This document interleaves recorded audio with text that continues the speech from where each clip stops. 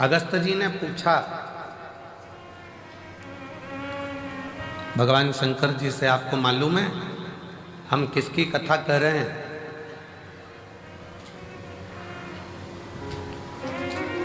किसकी कथा कर रहे हैं ये आपको मालूम है? अगस्त ऋषि ने जब पूछा कि आप बताएं कि हम किसकी कथा कह रहे हैं, शंकर भगवान मौन हो गए। तब अगस्त ऋषि बोलते हैं, भोलेनाथ जी आप ही की कथा आपको ही सुना रहे हैं और कुछ नहीं, और कुछ नहीं।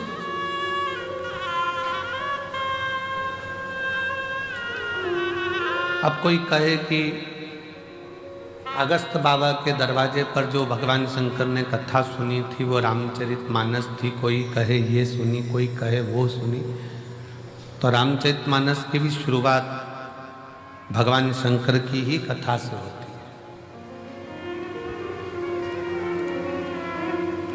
तुलसी बाबा ने रामचरितमानस को जब प्रारंभ किया तो उसकी शुरुआत भगवान शिव के चरित्र से प्रारंभ कर।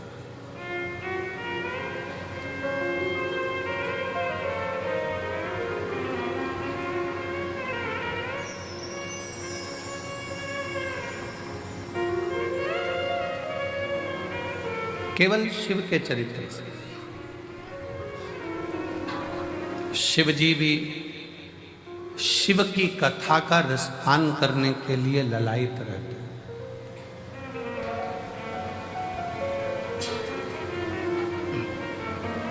अब आप कहोगे कि ऐसा कैसे हो सकता है कि शिव जी की कथा सुनने के लिए ललायित रहते हैं?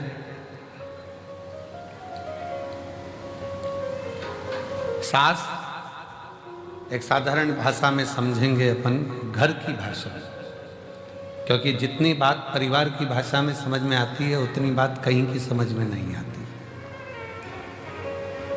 घर की भाषा में समझ।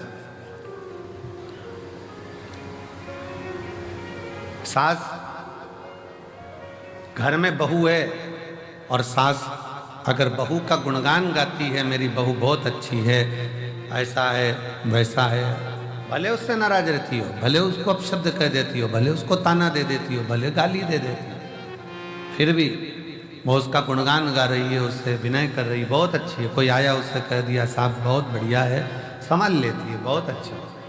भले बहू सामने नहीं है, सुन रही है कान लगाकर कि ये क्या बोल रही है।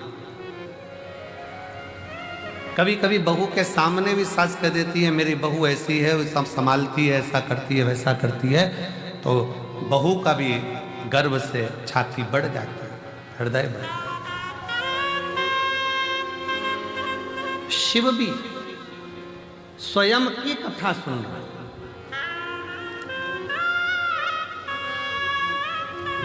ललायित है।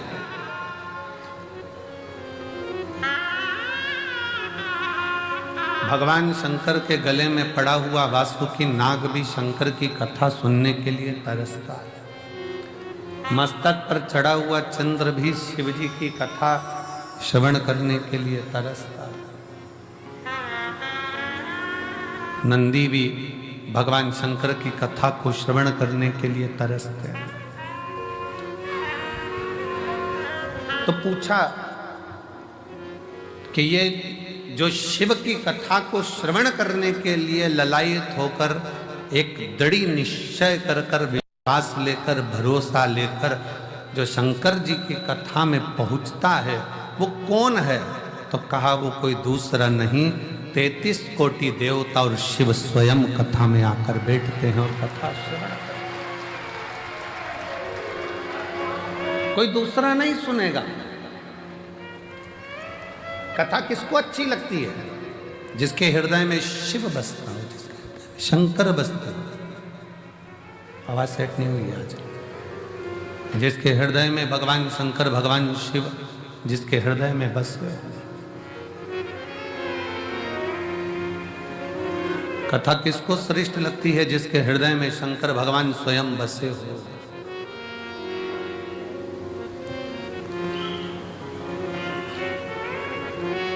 किसके घर में कथा सुनने आए हो? जम के बोलो जरा।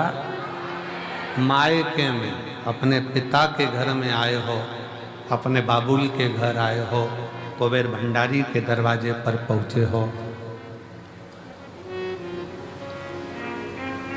और कल का ही वो दिन है जिस दिन ये सारे रुद्राक्ष कल की रात्रि में, दिन में बाबा की कृपा से एक आनंद की ऊर्जा से सराबोर हो जाते हैं। वो फुलेरा दूज कली की है। कली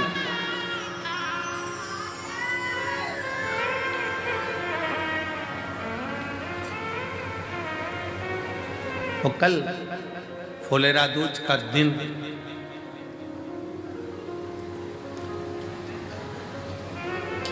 धतूरा चढ़ने का दिन, शिव की भक्ति का दिन, शिव के भजन का दिन, और इस रुद्राक्ष महोत्सव का सबसे बड़ा, सबसे प्रबल दिन कल का रहता है, जिसमें शंकर भगवान आनंद के साथ विराजमान।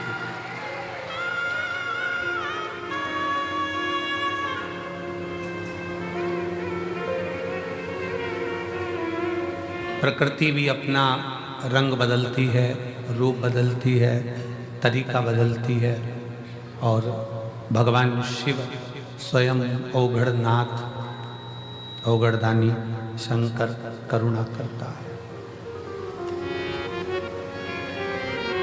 तीनों दिन लगातार, कल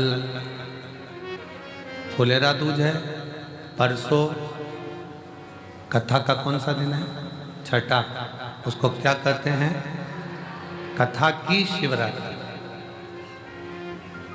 और परसों के दिन सुबह 8 बजे से 11 बजे तक कथा होकर मायके से झोली भरकर विदाई लेकर आप अपने अपने गंतव्य की ओर चलें।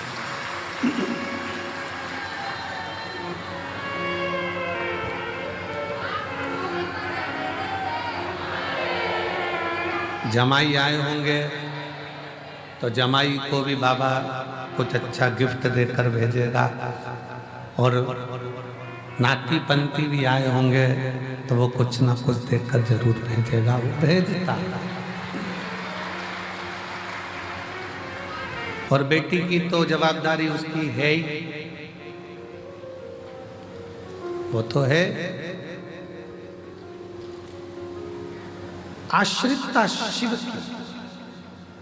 कथा सुनने वाला कोई दूसरा नहीं है, कथा कराने वाला भी कोई दूसरा नहीं है, और कथा में बैठने वाला भी कोई दूसरा नहीं, स्वयं स्वयं।